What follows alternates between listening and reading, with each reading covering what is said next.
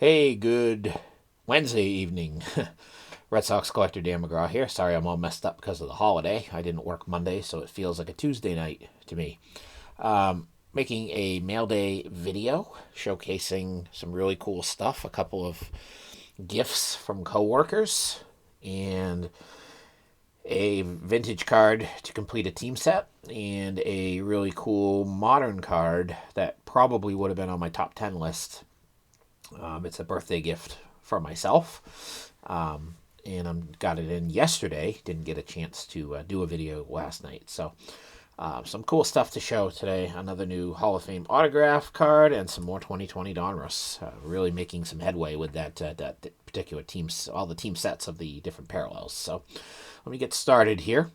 First thing I'm going to show is this is just a Sports Collector's Digest issue from March 2021 with the splendid Splinter, Ted Williams, on the cover. I haven't read it yet, but it says the story of Ted Williams' son, and the battle to protect his father's name. I remember when this magazine was for the serious collector was the magazine in the hobby for years, and I used to when it was an oversized magazine. It used to be this big. It used to have like 400 pages in it. And that was back when, you actually bought cards through the mail, through dealers that advertisements, and you get the auction information, and you get a hobby news and profiles and things like that. And now you're looking at this magazine and it's 60 pages. It's a lot cheaper to subscribe to it now. I've actually contemplated resubscribing to SCD. This was my holy grail of magazines, but nobody around here sold it, so I had to subscribe if I wanted to get it. There were a few newsstands that sold it periodically, but never could seem to find them around here. And this was what I graduated to from when I was a kid and teenager. I used to buy baseball card news. For those of us who have been in the hobby for a long time, you probably remember it was like a newspaper style. It folded in half, and it was awesome. I used to be able to get that at my local newsstand, and I bought that religiously and absolutely loved it. I actually subscribed to it when I was a teenager. Used to so look forward to getting that. I think it was a weekly publication back then. I'm not 100% sure, as was Sports Collector's Digest. I don't know if SCD is still weekly. I think it is, because I think the year subscription is for 52 issues. So I'm pretty sure it's weekly. But I bought this because it has Ted Williams on the cover, and it's more of a standard size. And I'll glimpse through it. I'll read the ads and see what other kind of cool stuff is in there. But that was a cheap pickup. It was like $2. Cover on those is, God, I want to say they're like $10 on the cover. Ridiculous. Just like Beckett's nowadays. And let's show some cards here. 2021 Donruss. This is the relic of Roger Clemens. I paid $1 with 99-cent shipping for this card. I was surprised. Nobody else bid on it. And he had a very low starting bid, so I was very happy to grab this one for $1. And some more parallels. We have from the purple holofoil, we have Martin Perez. And then also purple holofoil, we have both variations of the Roger Clemens card. We have the regular card, and on the back, the 354 career wins. They kind of look blue on the video here from the screen when I'm looking at them. Now, that angle looks more purple, but then the bottom looks kind of blue. But they are purple, so 3 additions to the purple foil set. The stripe set, Jonathan Papelbon. I think all I need now is the Rafael Devers Diamond King. And another Roger Clemens. This is the red holofoil. This is the 236B, the 354 career win. So I'm getting close on the Clemens. I have most of them now with these 3 pickups and the relic as well. So nice pickups. A nice vintage card from my 49 Bowman team set. And this is Jack Kramer. Seller had it as a buy it, and it's in pretty good shape. It is buy it now, best offer, and then when I put it in my cart, he offered something like 22% off, so I grabbed it. It was about $5 after the discount. It's hard to find 49 Bowmans cheap. I need a lot of the high series cards, so it's going to cost me a little bit of money. I mean, we're not talking like 52 high numbers. We're 52 tops high numbers. We're talking, maybe $10 to $20 a card, but I just hate shelling out that kind of money for commons, even if they are vintage. Hoping if I ever get to another show, I might be able to find some of them. Maybe get them a little bit cheaper. Do some discounting, wheeling, dealing. All right, and then we have my new Hall of Fame autograph. This is from, sorry, my thing is up here. This looks like 2004. This is 2004 Donruss Classics Team Colors. Another Bobby Doerr for the collection. This is a sticker auto. Numbered to 50, so a low-numbered auto. Always like to pick up Bobby Doerr autographs when I can. This is probably my 12th or 13th certified Bobby Doerr, maybe even more. I've got quite a few. And then, staying on the Bobby Doerr theme, the final card I needed for my 1950 Bowman team set, the Bobby Doerr. Pretty good condition. I got a good deal on this one. I've been looking for this card for a long time, and it's hard to find one with a low starting bid that doesn't go through the roof. And this is a pretty nice card. I'm impressed at the condition of this card. Sorry for the glare there, but this completes my 1950 Bowman team set. Always thought it would be the Ted Williams that would be the last card, but lo and behold, it's Bobby Doerr. All right, and I'm going to show my two coworkers gifts to me. First one was I received a text message this past Sunday from a coworker who asked me if I was interested in a Mookie Betts bobblehead when he played with the Sea Dogs, the Portland Sea Dogs, their AA affiliate. And normally I don't collect minor league stuff, but it's Mookie Betts.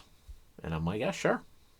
Bring it in. And I'm like, what do you want for it? And he's like, I don't want it. I'll give it to you.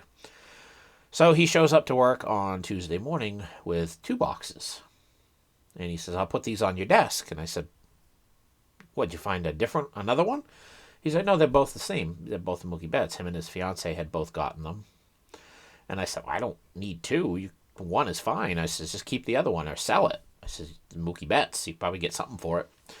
And he's like, no. He says, you can store one and display one. I'm like, I don't need to. And he's like, no, keep it. So he insisted. So I guess I can't say no. Nice looking bobblehead. Dunkin' Donuts sponsored. Typical Mookie Betts pose from his younger days, sporting number 7. Cool looking bobblehead, and I got 2 of them. So if anybody's interested in this, I've got a duplicate. You got something cool Red Sox that you think I might not have or that I might be interested in, hit me up. Maybe work out a trade or something. And the second item was another coworker who, good guy, just wouldn't have expected this. Came to me a couple of weeks ago and said, hey, I got an opportunity to go see the Sox on the Memorial Day weekend.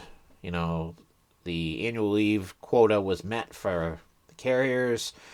Is there any way I can switch my day off and work during the week and get that Friday, Saturday off? And I said, well, let me see what I can do. And, I don't play favorites. The rules are the rules as far as granting annual leave to our employees. And as it got closer, I said, look, we can work something out. 2 of the people that were on annual leave, it was actually their scheduled weekends off anyway, so it didn't really affect us manpower-wise. So I says, yeah, and I joked with him because early last week he came to me and said, hey, are we able to do that? And I'm like, yeah, let's just do a change of schedule. You can work. And I says, but just got to buy me a program when you're down at the Sox game. He said, yeah, no problem. And this is the joker in the post office. This guy's got a great personality. He's always joking, making people laugh. And I wouldn't have expected him to remember. Well, Tuesday morning, he comes up to my desk and he hands me the game day program. And he says, here you go. And I'm like, dude, I wasn't really serious. And he says, no. He says, I know you collect stuff. And he says, I saw the vendor on the street, so I picked one up. I'm like, well, what do I owe you? He's like, no. He says, take it. He says, you did me a favor. I have to be careful with that. I don't want to show favoritism, like I'm getting gifts in return for favoritism. It's just like the coworker that buys me blaster boxes and hanger packs and things almost on a weekly basis. I've offered money for all this stuff, and they're like, no, take it. And so thank you very much to my coworkers. A couple of nice additions to my collection. I will take those any day.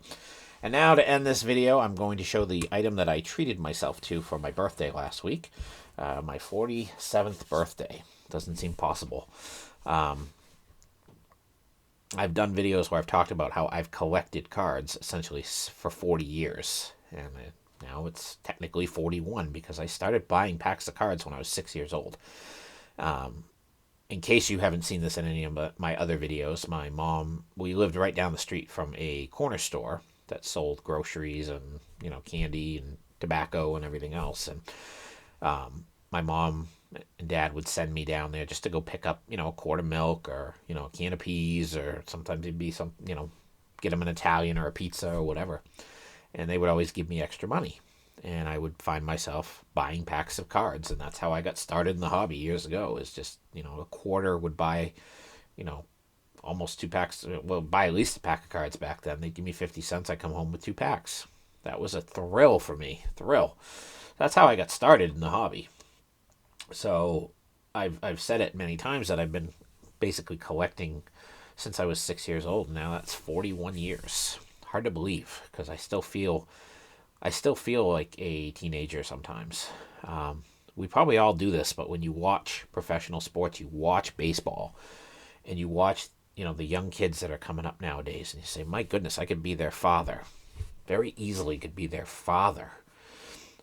It sometimes doesn't click when you watch these athletes and you say that they're 25 years younger than I am. It's just crazy that I've lived an entire lifetime longer than they've been on this earth. So I don't know if anybody else does that, but I find myself doing that from time to time when I'm watching sports. I have to remember that these are just kids in a lot of cases. They're young athletes, and it's kind of remarkable when you think about it. So anyway, I don't want to bore everybody with my childhood memories, but this card is a card I've wanted to pick up. I wish I would have picked it up about a year and a half ago, when it was in the $30, $40, $50 range, but I paid a lot more than that for it. But it was a nice copy, not graded, but really nicely centered, and just a beautiful card, and I'm glad to add it to my collection.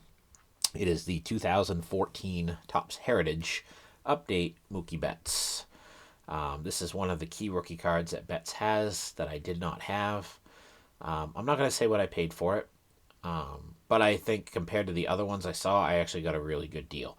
And compared to ones that are graded, I got a steal. And, to get the mag holder, that's like gold nowadays. So the seller also threw in 2 bonus cards, a Turkey Red Betts and a 2020 Donruss Optic Betts in a Dodger uniform. I'll save that one for a care package for later. Lots of Dodger guys out there. But this is the card I treated myself for my birthday. So very happy to add it. I'm guessing it would probably grade a 9. It's a little bit off center left to right.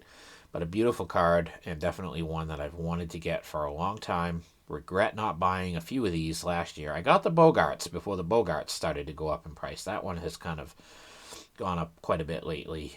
But this one is the big card in that set. It's not coming out of this mag holder. It's going to go in my display case with my other key Betts rookie cards. Happy to own that one. And that was definitely the highlight of my purchases from last week.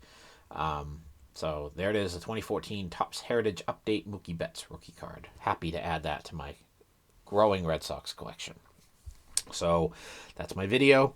I've kind of gotten away from doing the video editing software because I've had a hard time uploading the videos. It seems like they go through the whole upload and processing, and then 90% through, it just shuts off. I don't know if I have a glitch in the program, if I have to reinstall it, or if I just have to delete some old videos to make more room. I don't know, but this is just sometimes easier, and I'm not into the fancy videos. Not that it was a big difference. It was just basically an intro that I was doing. I don't have a lot of time to mess with it. So that's my video. Thank you for watching. Hope everybody's doing well.